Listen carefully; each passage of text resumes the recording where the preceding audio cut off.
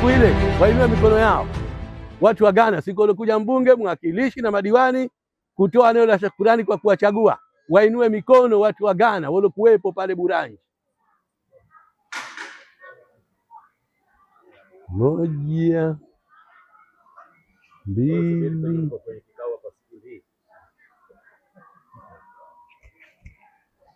watu wawili.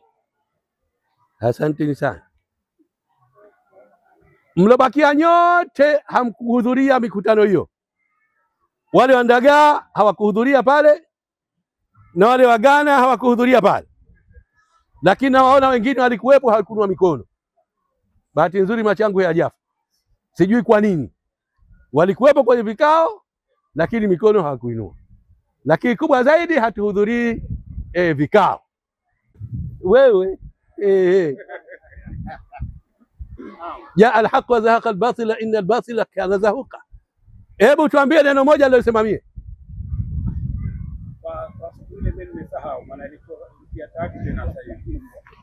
Sahau oye. Asante sana. Asante. Asante. Asante sana. Kumbe hata zile barua zilotolewa juzi watu wamesahau. Uongo. Kina mama leo si kikao, kwa hivyo mtaulizwa mseme. Kina mama, zile barua zilotolewa juzi watu wamesahau. Hapa tulitakiwa tuwepo watu 300 na juzi Mwalimu Fadhili tulikuwa tunabishana. Si hatuna watu wa kuweka watu wao, hatuna uwanja huo. Nikamwambia tutapata eneo na jingine litabakia. Watu 300 na wawepo hapa, wazazi wa darasa la 9 watoto wao, wazazi wa darasa la 10. Vikao vyetu hivi tunataka madarasa ya mitihani tu, darasa la 10 na darasa la 7. Lakini kwa umuhimu wa Ghana tukaona ipo haja ya kukutana na wazazi wa darasa la 9 na la 10, la 6 na la 7 kwa umuhimu wake. Inna lillahi wa inna ilaihi rajiun. Matokezeo yake Mwalimu Fadhili nafasi ipo hapa na. Kwa hiyo wazazi wenzangu, pale nilisema sana na nilisema maneno mazito, ndio maana mama hajasahau yule, lakini hawezi kuyasema yale maneno niloyasema kuambia wazazi. Je, hujasahau? Lakini huwezi yale maneno niliyosema mie kuambia wazazi, maana ukisema wakiondoka hapa watakusuta, itakuwa umesema na umekariri yale ambayo nilisema mimi. Wazazi wenzangu, tumeitana hapa, katibu hapa amesema kikao chetu hichi ni cha muda mrefu. Najua watu wana haraka. Kule ofisini kwa mwalimu tulikuwa tunazungumza, kila mtu anakuja, muda barua ziliandikwa, wewe unatakiwa ufike. Lakini leo kuwa na hamu, nilizungumza pale Ghana mama, baada ya mjumuisho yote jumuiya ya wazazi tutakuja Ghana skuli, wazazi waje na barua tutaandika wenyewe. Umekumbuka sasa hivi? Barua tutaandika wenyewe, si za skuli. Na hivyo ndio tulofanya. Tumetoa barua 300, kila barua shilingi 100. Watu wa hesabu watafanya hiyo sasa. Kila barua shilingi 100, barua 300. Hizo pesa katibu huyo hajaombwa mbunge, hajaombwa mwakilishi, wala hajaombwa diwani, na katibu hana mshahara. Pesa zake za badia ndo kachapisha barua. Wewe hiyo barua huithamini. Umetoa barua huithamini. Kwa hivyo kikao chetu kina muda mrefu sana. Tunawaomba sana wale wenye haraka zao leo wazivunje. Tutageuza maeneo tu hapa. Jua likaingia mama, mtakuja huku. Likesha tuvamia, tutakwenda watoto tukae darasani. Lakini mwisho wa siku hapa tuondoke na kitu. Kwa hivyo wazazi wenzangu, tumekuja hapa kuzungumzia suala la Ghana. Leo hatuzungumzi sana suala la mitihani. Tutakuja siku nyingine kwa wazazi wa darasa la 7 na lazima darasa la 10. Leo tumekuja kuzungumzia masuala mazima ya kielimu, kila mtu anajua, lakini tumejitoa fahamu, jambo ambalo sasa limekuwa tatizo. Walimu hawa tumewapa skuli si zao, skuli si Abdul Latifu wala skuli si ya Fadhili wala si walimu wengine wote. Ili skuli lenu walikuwa wangapi washapita hapa? Walimu wakuu wamekuja ngapi hapa? Nimetizama pale si chini ya 7. Kama Juma, si kina Isa, wamekuja wameondoka, skuli zipo. Wamekuja wameondoka, wamepelekwa skuli nyingine, wamekuja wameondoka, wengine wamestaafu. Lakini skuli ipo na itaendelea kuwepo kama dunia ingali. Na nyinyi mnaendelea kuzaa hao watoto watakaoitwa shule. Skuli hii maana yake nyinyi ndio kuboresha. Kinyume chake. Umepata banda hili, umepata banda hili, umepata hii sala. Nyie banda lenu mlojenga lipi hapa Ghana? Lile pale. Na madarasa mangapi? Na madarasa mangapi? Lile kule madarasa mangapi? Kwa hivyo wazazi, haya ni skuli hili, ni nyinyi ndio waendeshaji wa skuli hii kwa maslahi ya watoto wenu na taifa kwa ujumla, si mtu mwingine. Sasa kama hatutaki kuisaidia hii skuli, hatutaki kuiendesha, na ndio maana kamati ya skuli inatakiwa iwepo, na kamati ya skuli ni nyinyi wazazi, mwenyekiti na wajumbe wake wawemo mle, walimu wachache. Ujio wetu wa leo ni matokeo yetu, kasema hapa katibu, tangu tuchaguliwe jumuiya hii tumekuwa tukipita skuli kuhamasisha, na hapa tushakuja zaidi mara nyingi sana, lakini matokeo ya Ghana naomba niyaseme si mazuri katika mikutano yenu. Mwaka jana tulifanya kikao hapa cha wazazi, wakaja watu 19, darasa la 7 na darasa la 10. Wakati darasa 7 lilikuwa na wanafunzi 105, walikuja hapa watu 19. Basi leo watu ndio pengine hana habari, wengine wamesahau, itabidi mje kesho. Tukaja hapa tukakuta watu 11 kutoka 19. Ghana hii asili yake ndio, wengine labda imedharurika, pangeni siku nyingine. Tukamwambia tutakuja. Tukaja hapa. Baada ya wiki moja, jipangeni tunakuja Jumamosi. Tukaja Jumamosi, hatukumkuta mtu yeyote. Na bahati nzuri hata Mwalimu Fadhili alikuwa yupo siku. Tumekuja hapa mara 3. Wazazi nyie. Kutoka 19, 11 mpaka 0. Mpaka yule mwenyekiti pia alikimbia.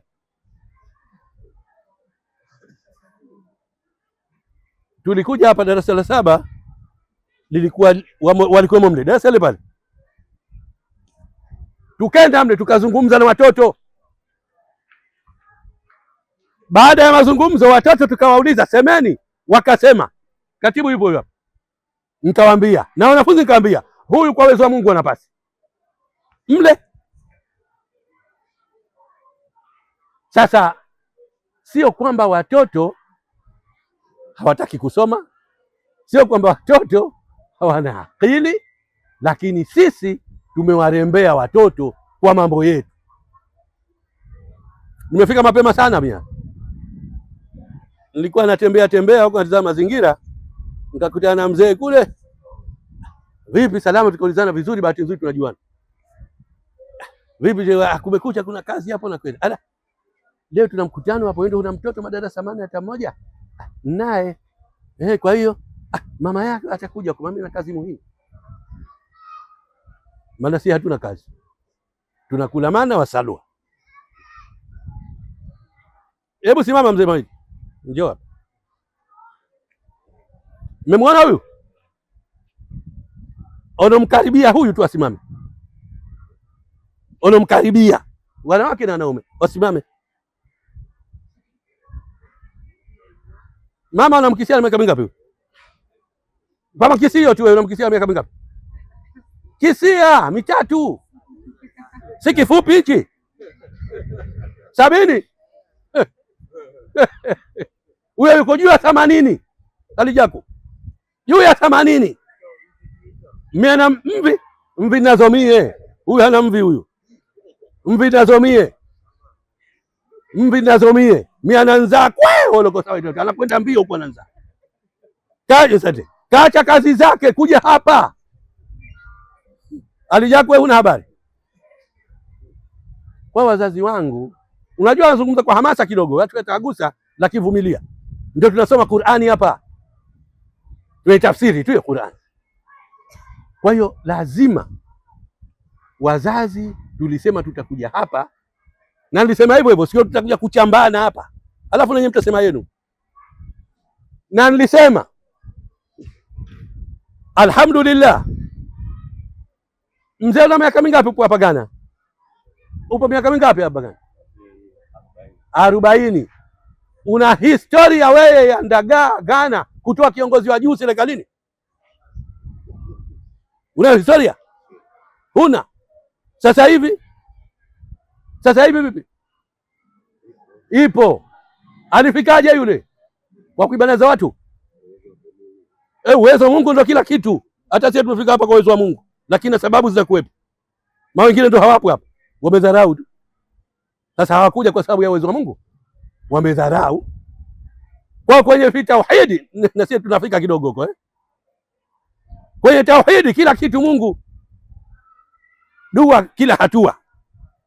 Lakini Mwenyezi Mungu hataki wazembe, Mwenyezi Mungu hataki wavivu, Mwenyezi Mungu hataki wajinga.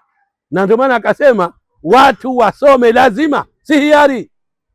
Napokosea shaka utaniambia ushakuwa mtu mzima sasa. Napokosea utaniambia. Kusoma si hiari, ni lazima, iwe mwanamke iwe mwanamume. Sisi hapa kusomesha ni lazima watoto wetu.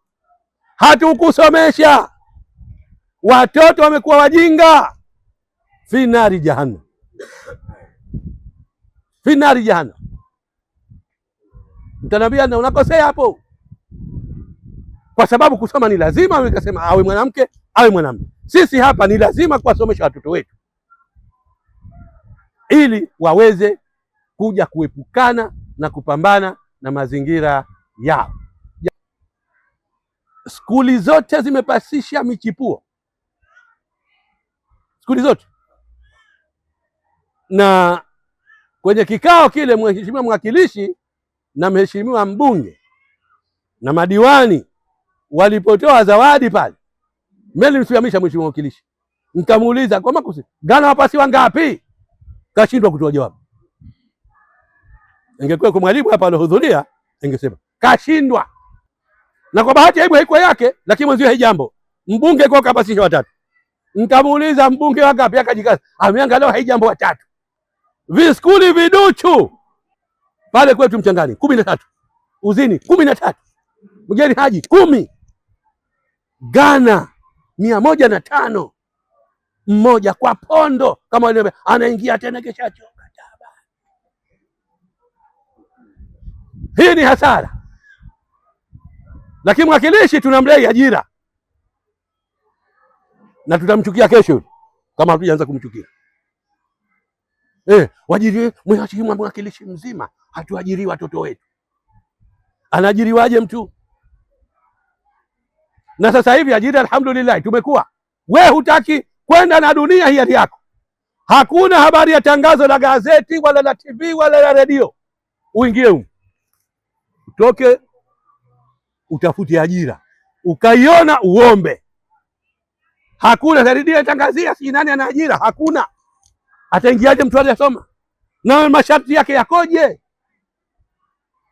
Ajira sasa mashetani, masharti kuliko shetani kipofu. Sio mchezo tu. Sisi watoto wetu hatuamshi, si wenyewe tumelala. Ndo hivi tulimtaka awepo mwakilishi hapa leo, kasema huyo hatawahi hawahi, kwa sababu ndio yuko kikaoni. Lakini kikao hichi tulimtaka awepo. Mnamtia aibu yule sasa hivi, yule mtoto wenu yule mnamtia aibu. Ndio kwao kwa mwakilishi mwanafunzi mmoja, ndio kwao hakuna hata mwanafunzi mmoja, ndio kwao umefeli watu 20. Sivyo? Mmepata neema pale mwanzo nafungua Nilisema tushukuru neema alizojai Mwenyezi Mungu na tuzitunze neema, maana yake kila ulokuwa nacho mwenzio hana. Nyinyi mmepata mwakilishi walokuwepo, nilimtaja mle mimi mapema, hata nyinyi hamjajua kana gombea mapema. Darasa lile tulikuwa mwaka jana, ngasa tuna mtoto wetu anakuja hapa, walokuwepo atakumbuka, na Mwenyezi Mungu alhamdulillah kamuibua. Historia imeandikwa Ghana, katoka mwakilishi. Je, watu wa Ghana wanampokea vipi mwakilishi? Fanya kikao pale cha shukrani, watu hawakuja. Sheikh anambia uongo huo unasema. Shukrani ndio tumeonea hapa, watu wainue mikono. Wao kuja kwenye kikao kile, watu wanadaga wainue, tumepata watu 4. Na unaona aibu watu 2. Hatukwenda. Maana yake hao yetu tunamwambia nani? Hivi yule mwakilishi tunafikiri sisi kwamba yeye anapokea wahai. Uko Ghana huko kuna tatizo fulani, akafumba macho analiona, anakuja, basi tufanyeni hili. Haiwezekani. Lazima tukae sisi, tuibue yetu, tumwite yeye. Wao tumeona hapa kuna 1 2 3 3. Unatuambia nini? Basi tufanyeni hili na hili na hili na hili. Lakini kwa kungoja mheshimiwa mwakilishi aje yeye ndio atuambie tufanye hili. Ana mangapi? Ana matawi 23. Wenzenu watamwita, wenzenu wanamwita. Yeye kaeni aje, maana ndio mtoto wetu. Tumetoa mtoto wetu, kwa hivyo atakuja kutatua matatizo yetu. Watu hilo wasema kwenye miti hakuna wajenzi. Lakini na Dunduvuli aliathirika hivyo hivyo. Baba yake kafa, mpaka leo anahangaika. Kwa hiyo hili tuliazimia kwamba wazazi jumuiya tujezungumza na wazazi wa Ghana. Mlisema mengi pale. Tunataka sekondari. Mlisema pale kwa mheshimiwa mbunge na mwakilishi na madiwani. Haya, sekondari itapatikana vipi? Watoto wanafeli. Huyu akaenda akaidai sekondari, anaulizwa watoto wangapi wamepasi? Darasa la 7. 15. Wenzetu wanakwenda na data. Kwa hivyo wakena wa review 2019 wangapi, 20 wangapi, hivi wangapi, wanapanda watoto wanashuka. Wanakupiga bao. Tena wanajibu sasa kirahisi. Mwenyekiti unajibiwa kirahisi, hujawa tayari, kajipange upya. Lakini wakati wa kuwepo sekondari hapa, kwa sababu tuliasisi skuli kwa kuwaondoshea watoto adha, kwa kuwaondoshea watoto usumbufu. Lakini bahati nzuri au mbaya, hamkuwa nyinyi. Yoma, hamkuwa nyinyi. Wale walioanzisha hawapo. Kwa hivyo nyinyi hamjui ilianzishwa kwa nini skuli. Wala hamtaki kukopea kwamba kwa nini ilianzishwa skuli. Matokezeo yake skuli hii tunaipeleka kwa hala kubaya. Skuli ni yetu na sisi ndio wasimamizi na sisi ndio hakikisha skuli inatoa matokeo mazuri kwa kuisimamia sisi wenyewe na sio mtu mwingine. Tulitaka tuanze na daktari hapa wa afya ya akili, lakini bahati mbaya alinipigia sana akankosa, akawa ana wasiwasi kikao kipo au hakipo, kwa sababu tulitaka tuanze hapa, kwa sababu sisi tatizo letu hatutibu akili, tunatibu mwili. Kidole kikauma kidogo mbio hospitali, lakini akili inapouma hata huna habari, kwa sababu hujui. Sasa tukasema ipo haja angalau dakika 10 tupate, kumbe ikawa hivi ndio akili yangu inaumwa. Atakuja mwenyewe hapa ndio sasa tuwepo. Mimi nianze kidogo hivi, sisi ndio kuwepo hapa, hakuna mtu anapenda kutukana ovyo. Kutukana, hakuna jitu anapenda kutukana ovyo. Jambo kidogo matusi hakuna. Akili inaumwa. Sisi ndio kuwepo, hatupendi kuhamaki hapa. Kila mama hatupendi kuhamaki, jambo kidogo kushamaki na kuwapiza. Akili inaumwa. Hatupendi kuwapiza, akili inaumwa. Kwa hivyo akija akili hii kumbe, na unatakiwa ende hospitali alija. Uende hospitali. Ukajua unapenda kutukana ovyo, unapenda kuhamaki ovyo, unapenda kulia ovyo, uende hospitali. Ukafika ukakana, bwana nimekuja. Tena ukafika usione aibu. Mimi napenda kutukana huyu. Basi mpeleke kwa daktari. Pia hiyo. Na ndio malazi makubwa sasa sote wasaulivu hapa. Mpaka barua tumezisahau. Kwa hivyo utakwenda hospitali, utakaa na daktari, utapata tiba bila vidonge. Maana wengine wanaogopa vidonge na shindano. Kwa hiyo utatibiwa, upigwe shindano wala na utapoa. Kwa hiyo sisi ile tatizo tunalo. Afya zetu zina matatizo, lakini hatujui, hatushughuliki. Ndio maana tunafika hapa. Huwezi kumtelekeza mwanao ulomzaa. Huwezi. Halafu ukamleta skuli. Juzi nipata kesi hapa kama mwenyewe yupo ndio nasema wala siamaki. Toka na mwanawe kamleta skuli.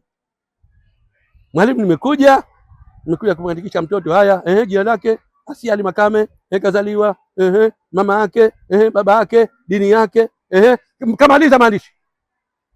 Haya basi keshafika. Mwalimu nakwambia kabisa, mtoto nishamleta. Tena usiniite. Anatoa tekea mzazi. Ndio siku ya mwanzo anamleta mtoto. Nishamka skuli hii. Asiitwe. Anatoa tekea kabisa. Nadhani ingekuwa na maandishi ingeandika. Kisha mshakukabidhi, tena si mara njoo. Huyu mtoto wa nani? Umekuja kumrembelea nani hapa?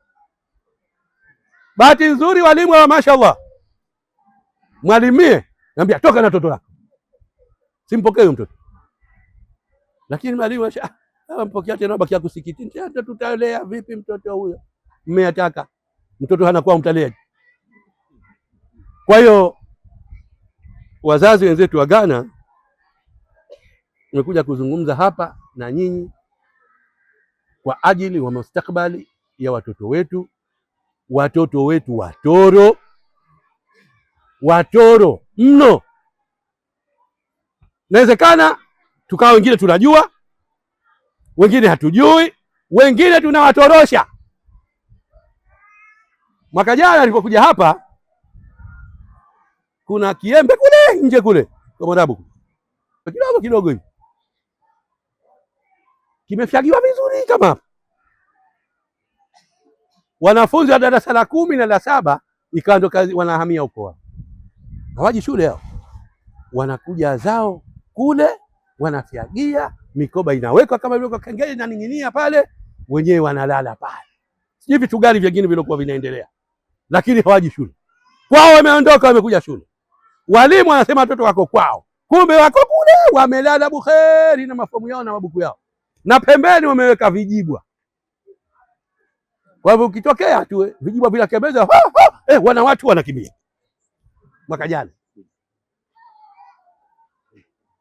Wazazi wa Ghana mlikuwa hamjui hayo. Lakini kila mtu anapita. Maana kila mtu hali wake. Kwa hivyo kila mtu anaogopa kumwambia mtoto wa mtu au kumwambia mzazi wake. Hatufiki. Na sasa tunazungumza special case hapa Ghana. Na kwa sababu hiyo tu mmepata neema. Vipi mtaitunza? Vipi italeta mafanikio? Mwalimu ananiambia kuna tatizo la madarasa tele. Msingi wanataka madarasa tele, hawa sekondari wanataka madarasa tele, watoto hawana pa kuwaweka. Mwalimu ananiambia madarasa yake 3 yamejaa. Mwakani atakuwa 4. Wapi anayaweka watoto? Niambia kule darasa la kwanza kuna watoto 80 darasa moja. Wanakaa vipi shehe watoto wao? Sasa na kepu mguni. Watoto 80 darasa la kwanza watasomeshwa vipi? Halafu tunashangaa, watoto hajui kusoma na kuandika. Wanajuaje kwa mfano? Watoto 80, mwalimu huyu dakika zake 40. Apite kwa mmoja tu atafika, atawamaliza hao. Mmoja tu atakisha kipindi. Watoto kisha maliza mwalimu. Tunamgoja nani ajijengea? Sasa nani ajejenga? Lini? Wazazi mjiengeze. Narudi kule. Wazazi mjiengeze kwa skuli yenu. lazima muitane wenyewe kwa wenyewe, si mwalimu mkuu. Mwalimu mkuu kengele, huyu hatufai, ondosha, peleka miwani, ataletwa mwingine. Na akifika hatufai, ondosha, ataletwa mwingine. Lakini nyinyi ndo waathirika. Kwa hivyo kuna mambo mengi ambayo yanatakiwa. Shehe hayupo hapa, mwenyekiti, shehe hayupo. Lazima mkae wenyenu, mjadili matatizo yenu kwa maslahi ya watoto wenu. Nadhani hilo itakuwa ndio suluhisho. Wenye mzazi mtoto wa darasa la 7 ainue mkono. Darasa la 7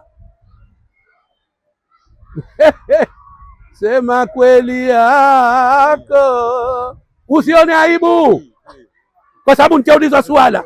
Ulizwe ati ujifunze kujibu maswala mapema. Darasa la 7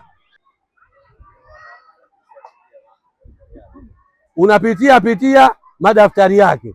Asante sana. Leo sema yule, wewe unapitia madaftari ya mwanao sana. Hongereni sana. Kumbe hapa mashaallah watu. Kina mama mwenye mtoto darasa la 10 ainue mkono. Darasa la 10. Darasa la 10. Usije nikaulizwa swali. Mama una mkakati gani kwa mwanao? Alafu unakaa juani. Huna mkakati. Mama nzuri sana. Lazima useme ukweli. Mama tuambie mkakati kwa mwanao mmoja. Unataka umempangia mkakati gani? Huo si mkakati. Wewe unatamani tu asome. Sasa lazima asome kwa kuna mkakati maalum umempangia. Hapa ilikuwa mikono mingi. Ishakufa yote. Mama tuambie. Mama nisaidie. Nisaidie. Una mkakati gani mama kwa mwanao? Niambie mmoja. Niambie mmoja. Hayo unatamani wasema mkakati gani ili aweze kusoma na kufanikiwa? Wazazi hoye! Ghana hoye! Jamani, mambo haya hayaji kirahisi rahisi. Naanza na darasa la 10. Darasa la 10 mtoto kufeli umetaka wewe na kajitakia yeye. Darasa la 10 hafeli mtoto. Uongo. Darasa la 10 hafeli mtoto. Ukiona mtoto wako amefeli darasa la 10, wewe ndio umemtakia mtoto huyo afeli, na yeye mwenyewe kataka kufeli. Hiyo jawabu rahisi ya darasa la 10. Darasa la 7. Darasa la 7 mtoto kupasi, lazima wende Mayugwani kule ukamshonee chupi ya bati, uharo usipite. Darasa la 7 maana yake ni jihadi. Ukamsikia mtoto kapasi kipawa, huyo kapigana jihadi. Ukamsikia kapasa michipuo, huyo kapigana jihadi. Sio mchezo. Nataka mwanangu apasi. Hakuna kitu. Lazima ujipangie mikakati mwenyewe. Lazima umpangie mikakati na mtoto. Si nasikilika hapa. Namuuliza mwalimu, anambia hapa hatuwezi kuweka kambi kwa mambo tele kanipa na yote sahihi. Wazazi hawaja tayari, ndio hii tunao. Watoto watoro, ndio hii tunaliona. Lakini hatuna sehemu, hatuna darasa hapa. Tukasema wakae, wanakaa. Madarasa yote yako overload. Tunarudi kule. Kama hamkukaa sasa mkasema tujenge madarasa, tutatamani tu na sisi watoto wetu wasome, kwa sababu tutatamani ajira. Siku hizi haajiriwi mjinga, na bahati nzuri zamani watu wanaringa na form 3. Enzi zetu sisi unaajiriwa, sitaki mimi ajira. Ikaja form 4. Sasa hivi form 6. Mama mwanao form 4, usihangaike bure na vyeti vyako kutafuta ajira. Hakuna. Sasa ikitajwa kusoma inatajwa form 6, maana diploma. Habari ya cheti sasa hivi labda uende hospitali. lakini si cheti cha kuhangaikia. Halafu mtu ana cheti chake anakwenda kopa pesa za watu, kesha danganya atapatiwa ajira 3 milioni, anaipeleka na mwanangu ataajiriwa. Unamgaia mtu pesa.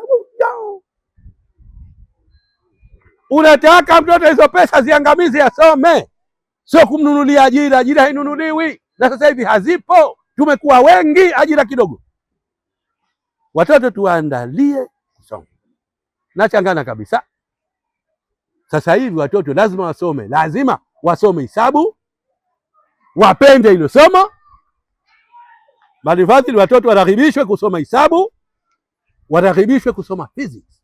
Kama utasikiliza hivyo vyuo vinataka watu, tuna nafasi za masomo, anasema ikiwemo somo la hisabu au physics. Lakini huko anasema dini na Kiarabu hazizingatiwi. Dini na Kiarabu sasa hivi sawa na wanja. Kwa mama kahukutia wanja itakuwa si mwanamke, utakuwa upendezi. Kwa hivyo ndo kile cheti chako kitaka kipendeze sasa hivi, unaweka B ya dini, B ya Kiarabu, kinapendeza. Lakini hujigambi kama na cheti na B ya Kiarabu, B ya dini, hata kimi. Kwa tunahimiza kusoma hapa, lakini tunahimiza na masomo ya science ndio ya kusoma kwa wakati huu. Wanasheria tumekuwa kibao. Wale wanaokwenda njia hii mjini, ukifika pale Melista, tizama kulia na kushoto tu. Kila pahala utaona ofisi ya mawakili, ofisi ya mawakili, ofisi ya mawakili. Hao wanasheria hawana kazi. Kwa hivyo kila mtu kafungua ofisi yake ya kutetea uongo. Wanasheria wako kibao. Kwa hivyo sasa hivi kusikia hizo nafasi watu watazitangaza. Kwa hivyo ili mtoto tuseme kasoma, na lazima asome, sio uende shule tena. Shekhe mwanao sio sasa hivi ende skuli, mwanao akasome. Skuli tushakwenda wengi. Tunaiba kuku, tunajipiga na mapikipiki. Leo nimesikia watu wende mapikipiki, jahara nas. Wende iba pikipiki leo. Hawakusoma, wamekwenda skuli. Kwa hiyo wazazi wenzangu, muda huu tulikuwa nao mfupi, hatujachelewa, lakini tushachelewa kwa sababu tuna mwezi wa kwanza ushakwisha. Kina mama unakwisha. Kesho kutwa tunaingia Ramadhani. Hiyo miezi mitatu. Ramadhani kama tunavyojua, miezi mitatu ishaondoka kwenye mwaka. Ibakia miezi 9. Miezi 9 ondosha mwezi wa 12 mtoto hayupo shule. Mwezi wa 11 mtihani. Hiyo miezi 5 ishaondoka.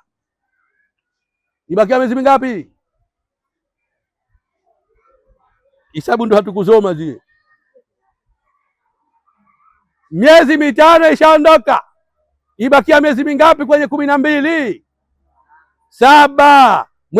Mwezi mmoja una matukio ya kitaifa. Nyerere Day, Karume Day, sijui Mei Mosi, sijui nini. Ibakia miezi 6 tu ya mtoto wake ili afanye mtihani.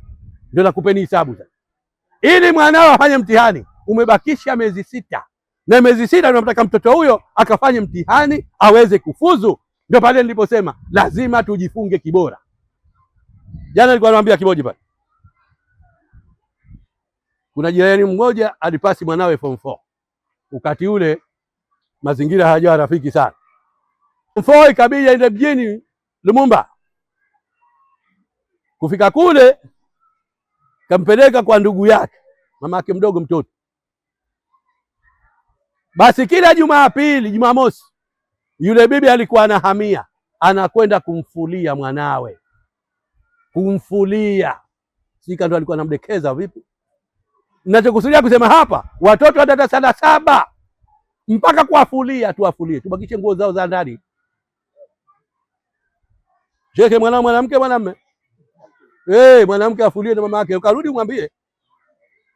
Na shauri umfulie huyu nguo zake. Tusiwatume watoto darasa la 7, si watoto wetu kipindi hichi.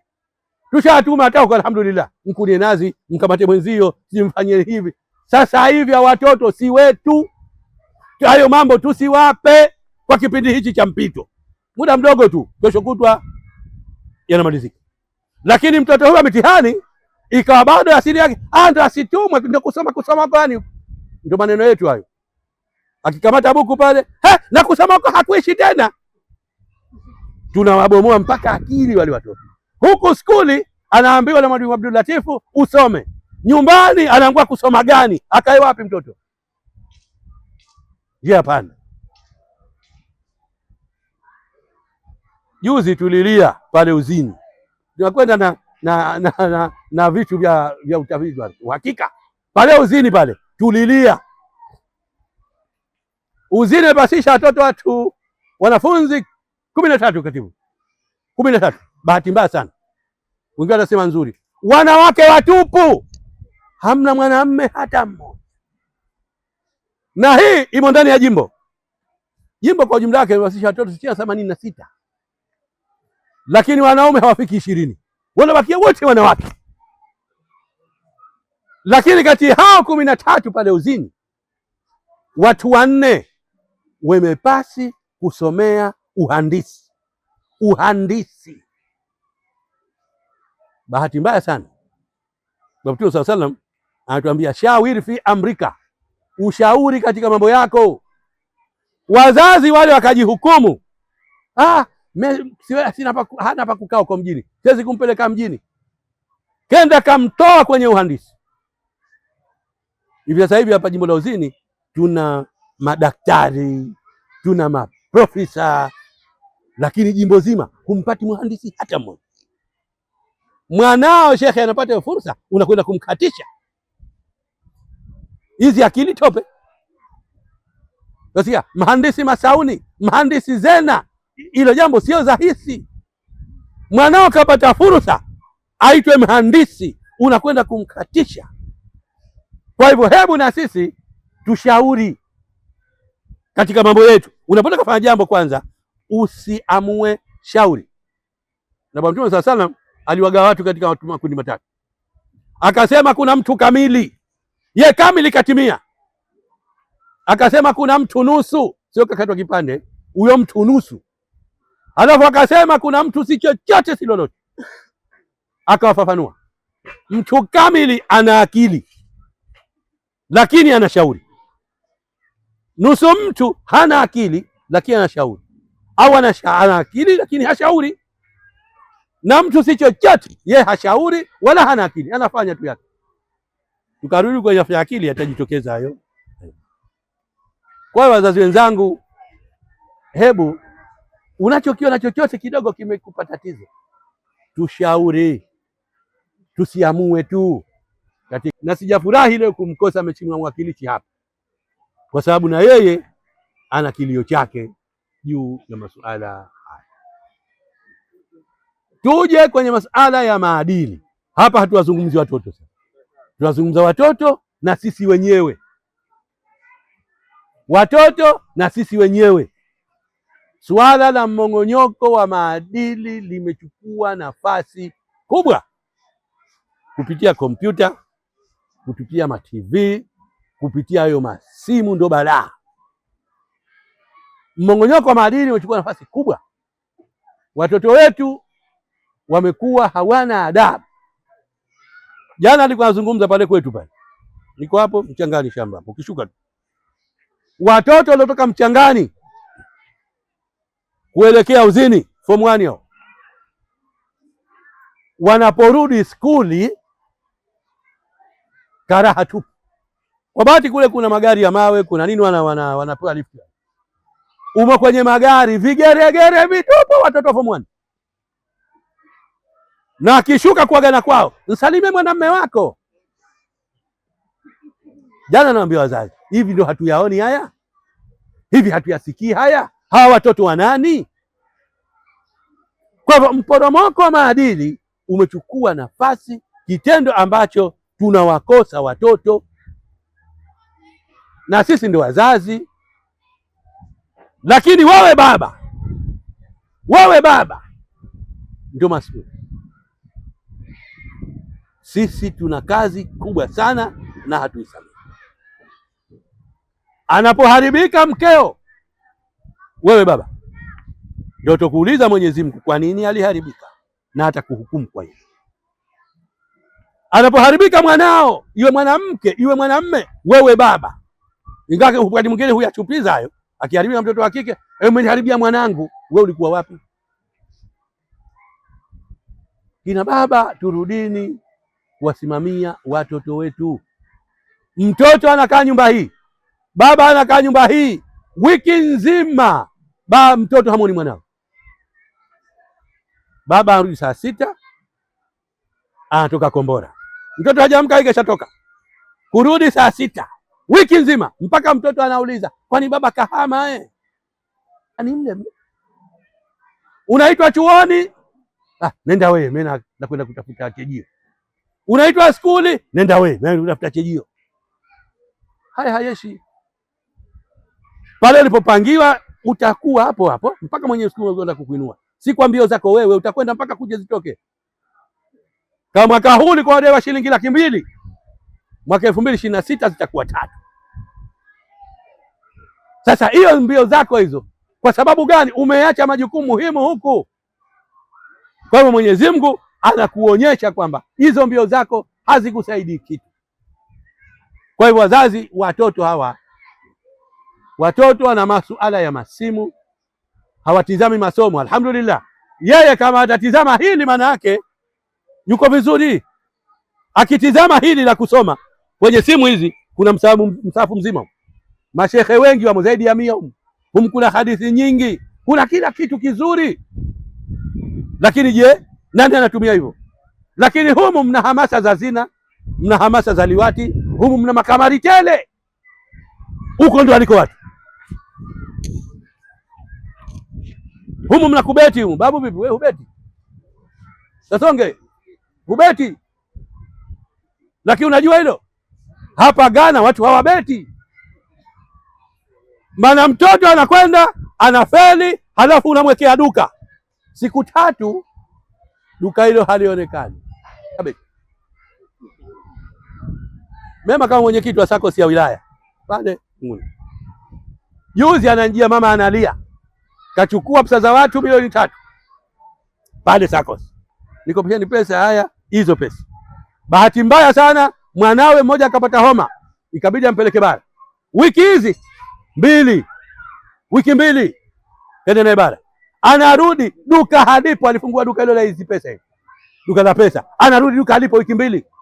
Anamuuliza mwanawe, "Haya tuambie, wewe duka umelifanya nini?" Mtoto anatizama kama samaki. Hasemi chochote. Kaishiwa. Mpaka kachukua hatua kampeleka polisi. Polisi siku ya kwanza hasemi, siku ya pili hasemi, siku ya 3 siku akafanywa nini? Ndio akasema. Mama anafika anaambia mwanao kabeti milioni 3. Kwa hivyo hizi simu zitumike vyema. Na Qur'ani umfungua, sikiliza, usoma mwenyewe. Mna hadithi humu, sikiliza. Humu mna mawaidha, soma. Humu mna masomo yote yanasomeshwa. Hisabu, mna walimu wazuri kweli kweli. Walimu wa hisabu humu wamo, walimu wa physics humu wamo, walimu tena unamuuliza swali anakujibu. Mimi huambia ukatumia hii, huna haja ya kuja kwa Mwalimu Fadhili hapa. Usije hata itumie hii na unapasi vizuri. Nani anatumia hivyo? Na nyie kina mama, kina baba, mnawaona watoto wenu wengine mmewanunulia. Kwa hivyo matumizi ya simu sio rafiki. Tunapomwandaa mtoto kutaka kusoma, tunamwandalia ujinga.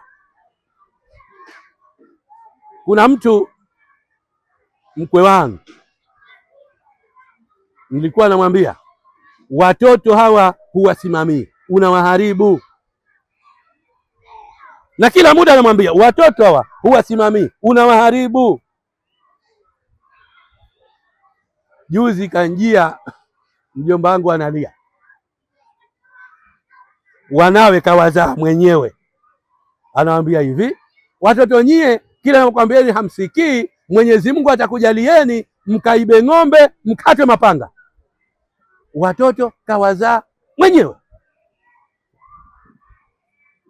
Shekhe, akili tope.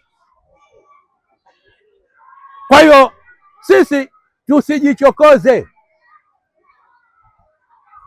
Bahati nzuri sana masuala ya maadili yanaonja urefu, na mimi nimeagusa kidogo, lakini watoto wetu wana mporomoko mkubwa wa maadili, na mengine tunachangia sisi wenyewe.